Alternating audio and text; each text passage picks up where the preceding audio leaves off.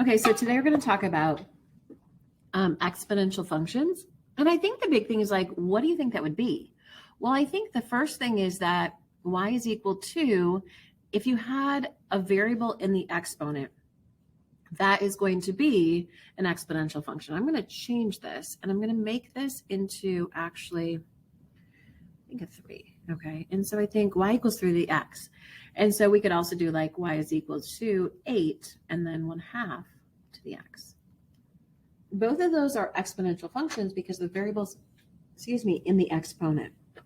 And so if you look at the notes that I gave you, you can see, determining if it's exponential function. Okay, great. It's where the variable is in the exponent there. And so these would be examples of exponential functions, and these would be not examples of exponential functions. That'd be cubic, this would be linear, be quadratic. And so we're saying, okay, exponentials when the variable's way up high.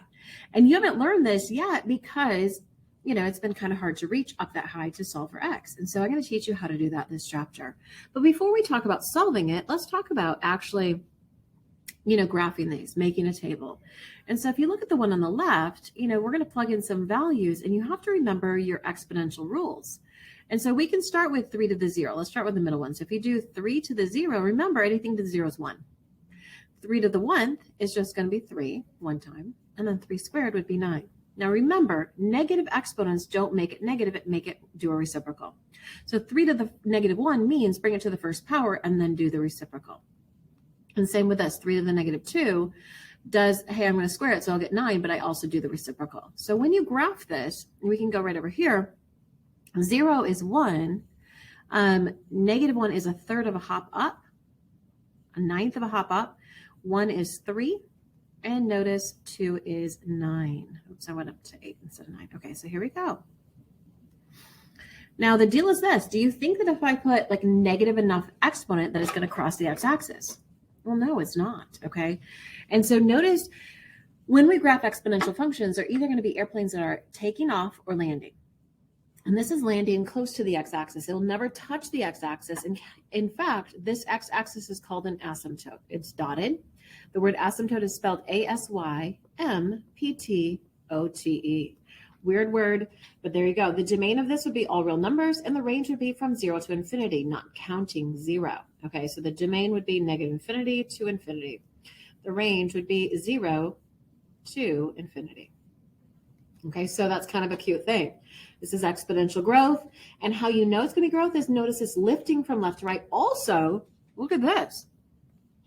This base value here is a number bigger than 1. Okay, when you take 3 times 3 times, it's going to get bigger progressively. Notice this right here is smaller than 1. The base of that exponential factor, okay, that base of that exponential term is going to be, if it's smaller than 1, and we don't go negative on these so much, we're going to say it's going to get smaller. So this will be exponential decay.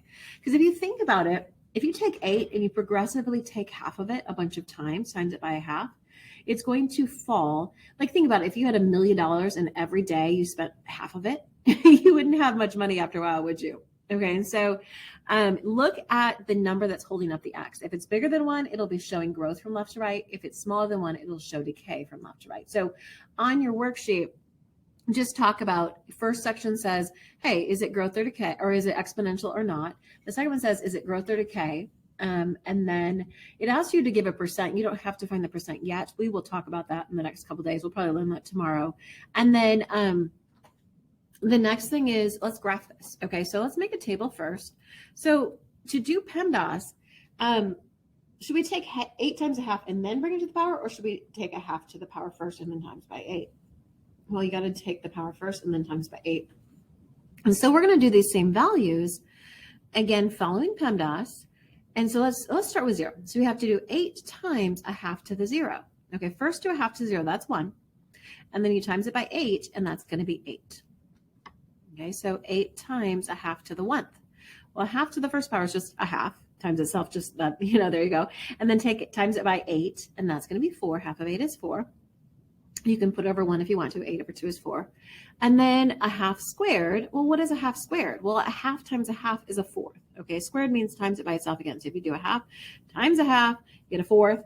or you just square the top and bottom, you get 1/4, and you times it by 8 or 8 over 1, and you're going to get 2. Do you see how it's progressively timesing by half and getting smaller every time you increase your x value? So it's 8, 4, 2. You would guess that this would be actually 1. And then if you plugged in 4, it'd be a half. So it's interesting how that is actually decreasing. Okay, let's plug in -1.